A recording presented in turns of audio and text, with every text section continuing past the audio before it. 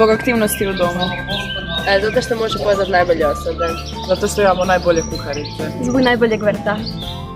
Izabrala sam učenički dom Dora Pejačević zato jer osim odlične lokacije i odličnih uvjeta za učenje, atmosfera u domu je uvijek opuštena i nikad nam nije dosadno. Zato što je hrana odlična, mi se sviđa ovaj otvoreni ormar.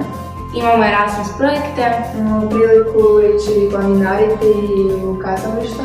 Imamo volontiranja, imamo kreativni utak i razne sportove u domu.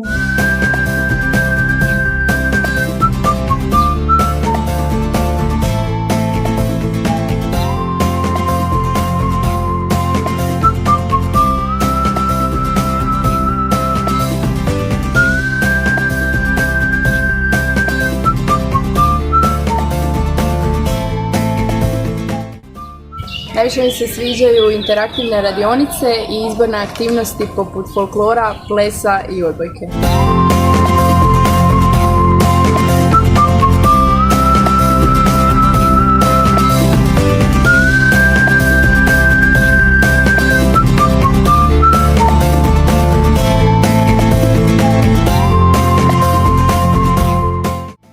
U domu mi se najviše sviđaju izvannastavne aktivnosti koje su odlazak u kazalište, na klizanje i u kino.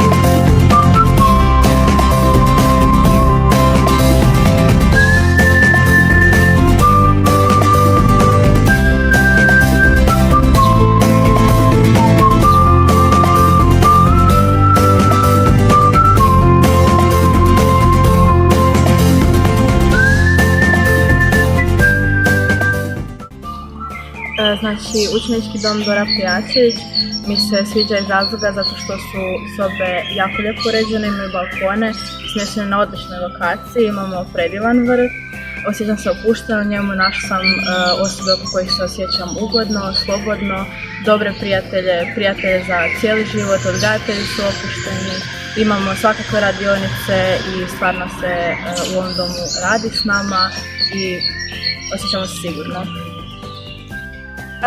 Odgajatelji su mi super, kuharice i kuhari isto.